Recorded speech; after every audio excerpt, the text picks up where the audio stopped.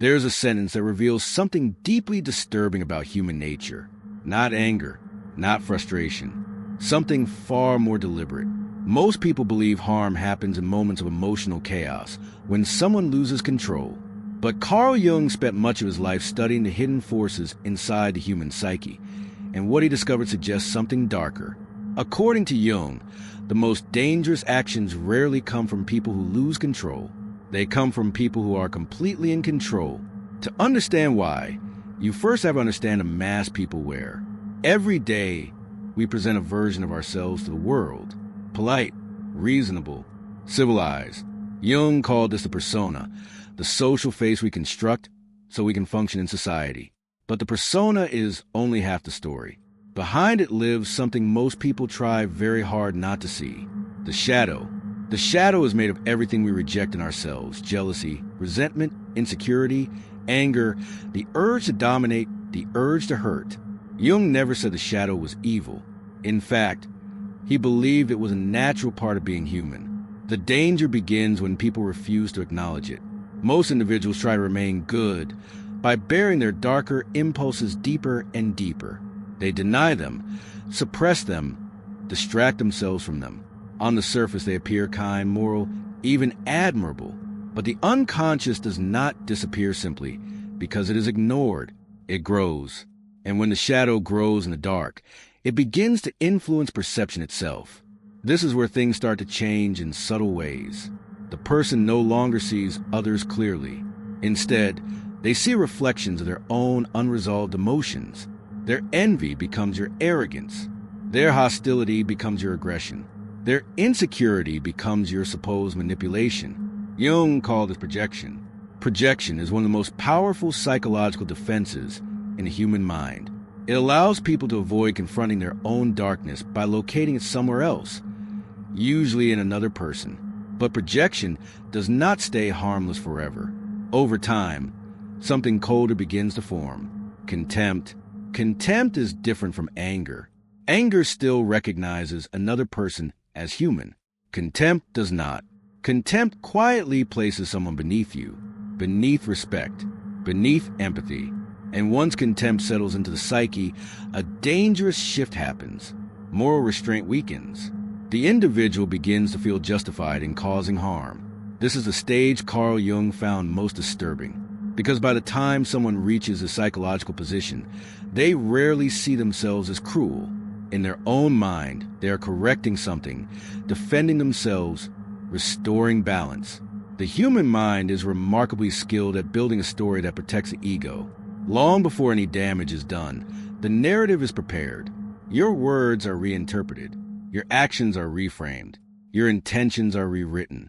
Small moments become evidence. Neutral behavior becomes hostility.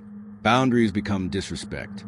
Inside their mind, a quiet trial is taking place, and you have already been declared guilty. This internal rehearsal serves a purpose. It allows them to hurt you without feeling like the villain. By the time the moment arrives, the decision no longer feels like cruelty. It feels necessary. And then something revealing happens. The mask slips. Sometimes it happens after the damage is done. Sometimes it happens in a moment of strange honesty. But when it does, a sentence appears that reveals everything about the psychology behind the act. A simple sentence. I knew exactly what I was doing. Or sometimes, I'm meant for this to happen. These words are chilling not because they're loud or aggressive, but because they are calm. There is no confusion in them, no loss of control, no regret, only intention. In that moment, the person is not confessing. They are asserting power. Jung observed that when the shadow dominates the personality, it no longer hides. It wants recognition. It wants to demonstrate control over another person's emotional world. Your pain becomes proof of their influence. This creates what Jung described as ego inflation, a temporary feeling of superiority built on another person's suffering. But the story rarely ends there, because after crossing a moral line, the psyche faces a new problem. The ego cannot tolerate seeing itself as cruel, so it begins to rewrite reality. This is where gaslighting enters. The same person who admitted they intended to hurt you may later minimize what happened, distort the details, question your reaction, or suggests you misunderstood everything. You are called too sensitive, too dramatic, unable to move on. This is not random behavior. It is psychological strategy. If they can destabilize your perception, they do not have to confront their own actions. Jung described this as a form of psychic invasion, an attempt to take control of another person's inner narrative. And in many cases, something even deeper is driving it: envy. Resentment grows when someone feels threatened by another person's resilience or growth. Your healing becomes a problem for them because it destroys the justification they built for hurting you in the first place. If you remain broken, their story survives. If you become stronger, it collapses. That is why people driven by resentment often reappear when you begin to move forward. A message that seems friendly, a comment that subtly reopens an old wound, a rumor placed carefully in the background. These actions are rarely about reconciliation. They are about restoring psychological control. Jung believed resentment is like drinking poison and expecting another person to suffer. The longer someone feeds it, the more it distorts their perception of reality. But here is the part many people misunderstand. Awareness breaks the cycle. Jung never encouraged revenge, not because anger is immoral, but because revenge ties your identity to the very darkness that tried to control you. The real act of power is integration. To recognize what happened without allowing it to define you, to acknowledge the shadow without becoming consumed by it, to set boundaries without hatred. I am not what happened to me. I am what I choose to become. That idea captures the heart of Jung's philosophy. The person who tried to harm you wanted fragmentation. They wanted confusion, doubt, and emotional collapse. Wholeness is the quiet rebellion against that. Because when someone says, "I knew exactly what I was doing to you," the most important thing you can do is believe them, not so you remain trapped in that moment, but so you finally see clearly. And clarity is where psychological freedom begins.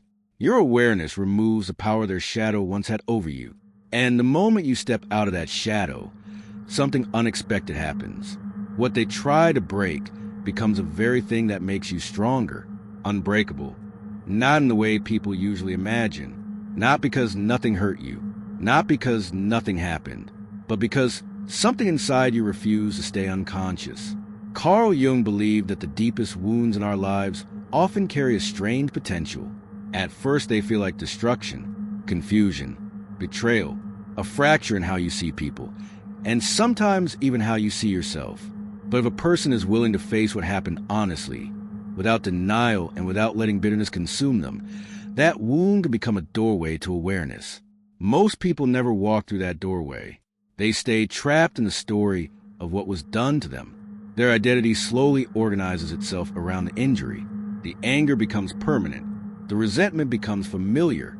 And over time, the very thing that hurt them begins to shape who they are.